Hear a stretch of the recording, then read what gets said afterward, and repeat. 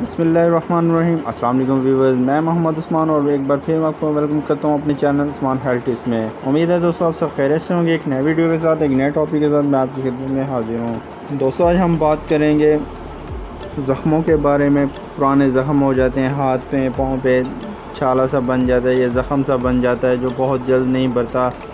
Allopathic भी इस्तेमाल करके देखा, होम्योपैथिक भी करके देखा और इसके अलावा बहुत से नुस्खा जात आपने इस्तेमाल करके देखे पर आपको आराम नहीं मिला।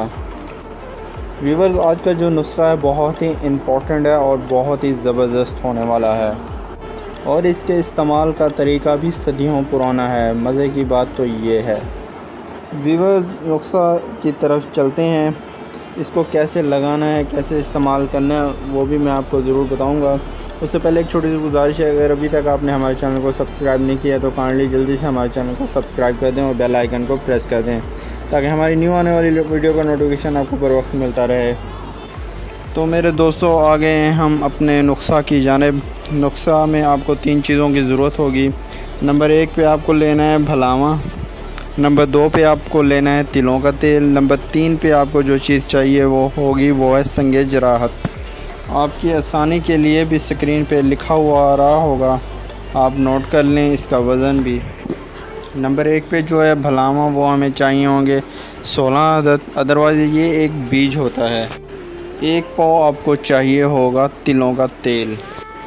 रोंगने कुंजन भी कहते हैं, तिलों का तेल भी कहते हैं। आप किसी भी पंसार स्टोर से उसे कह दें कुंजन का तेल दे दें या तिलों का तेल, वो आपको बआसानी दे देंगे। नंबर 3 पे जो आपको चीज़ चाहिए होगी वो है संगे जराहत। इसको भाटा भी कहते हैं, संग जराह भी कहते हैं और संगे जराहत भी कहते हैं, या इसको सॉप स्टोन भी कहते हैं, साबुन वाला पत्थर।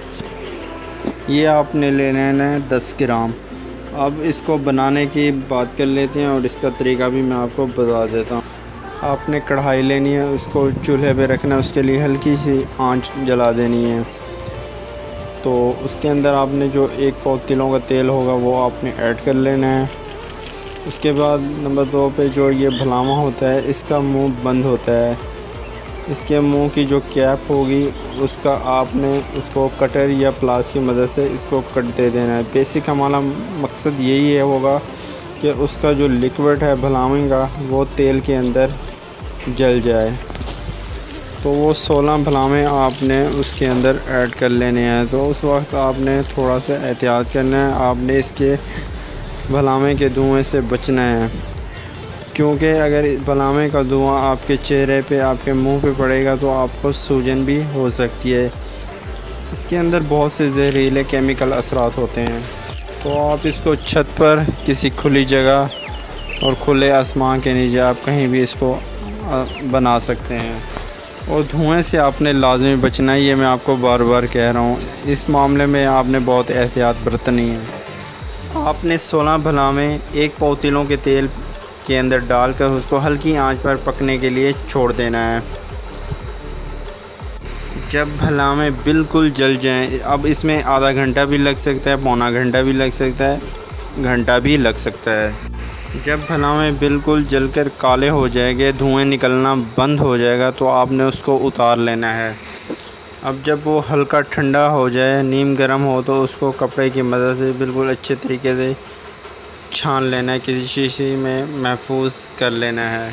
ये आपका तेल अब तैयार हो गया है। अब बच गया संगे जराहत। आपने संगे जराहत को बिल्कुल पाउडर नुमा बना लेना है, ग्राइंडर की मदद से बिल्कुल सफूफ तैयार कर लेना है और उस तिलों के तेल के अंदर जो अभी हमने बनाया उसके अंदर आपने वो सारा डाल देना है 10 ग्राम। तो इसको अच्छे तरीके से आपने मिक्सअप करना है, अच्छे तरीके से मिक्स हो जाए ताकि कोई डली वगैरह ऊपर तेल के तहती ना रहे, बिल्कुल अच्छे से एक यकजां हो जाए। तो आपकी ये दवा तैयार हो गई। तो आपको जहाँ जहाँ अब ज़ख़म होगा तो करना आपने ये है, कबूतर का पर ले लें या मुर्गी का पर ले लें, उसके अंदर ऑयल के अंदर डिप करके जहाँ जहाँ पे एरिए पे वो ज़ख़म है वहाँ आपने उसको अप्लाई कर देनी है और रगड़ना नहीं है, बिल्कुल मलना नहीं है, बिल्कुल वहाँ जहाँ जहाँ ज़ख़म है वहाँ पर उसको टिप कर देना है। तो अगर आपके मवेशी हैं तो अगर उनको इन्फेक्शन हो गया है, उनको भी कोई ज़ख़म है तो वो ये तेल आप उन पर भी अप्लाई कर सकते हैं। दोस्तों आप इसको बनाएं, इस्तेमाल करें। जब आपको अफाका हो तो अपने भाई को अपनी दुआओं में ज़रूर याद रखिए। मिलते हैं एक नई वीडियो के साथ, एक नए टॉपिक के साथ। तब तक के लिए अपने भाई को इजाज़त दीजिए। अल्लाह हाफ़िज़।